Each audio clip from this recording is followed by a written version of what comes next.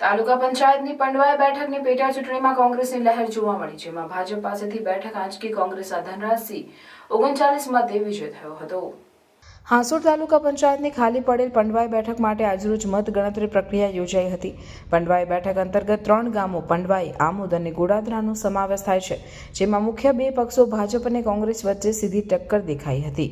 ભાજપના મનીષ પટેલ અને કોંગ્રેસના ધનરાજસિંહ પટેલ કે જેઓ બંને પિતરાઈ ભાઈઓ છે અને એક જ ગામ ગોડાદરા ગામના રહેશે। અત્રે ઉલ્લેખનીય છે કે આ બેઠક ભાજપના રવ પટેલ જીતી ગયા હતા, પણ તેઓએ રાજીનામું આપતા ખાલી પડેલ બેઠક માટે આજરોજ મત ગણતરી યોજાઈ હતી, જેમાં કોંગ્રેસના ધનરાજસિંહ પટેલને 1194 મત મળ્યા હતા, જ્યારે ભાજપના મનીષ પટેલને 1155 મત મળતા ધનરાજસિંહ પટેલનો 39 મતે જીત થતાં 20 વર્ષ બાદ કોંગ્રેસે ગાબડું પાડી પંડવાઈ સીટ આંચકી લેતા ભાજપ છાવણીમાં સન્નાટો વ્યાપી જવા પામ્યો છે। તો બીજી બાજુ કોંગ્રેસના કાર્યકરો દ્વારા મીઠાઈ વહેંચી એકબીજાને મોઢું મીઠું કરાવી ડીજેના તાલ સાથે જીતની ઉજવણી કરવામાં આવી હતી।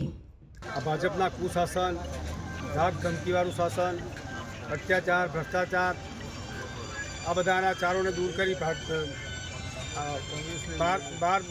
પંડવાઈની પ્રજાએ 20 વર્ષથી જે એમનો જે ગઢ ગણાતો હતો એ ગઢને તોડીને આ રેકોર્ડ આ પંડવાઈની પ્રજાએ સમગ્ર ગુજરાતની અંદર પરચો પાડ્યો છે, અને અમે ખૂબ ખૂબ અભિનંદન આપીએ છીએ। અને જે પ્રજાએ અમને નામી અનામી અને જે ટેકેદારોએ અને જે મતદારોએ અમારો જે વોટ જંગી બહુમતી જીતાડ છે એમનો ખૂબ ખૂબ આભાર વ્યક્ત કરીએ છીએ। આગામી ચૂંટણીઓમાં ભાજપનો વિકાસ થશે એવી લોકોની લોકવાણી છે।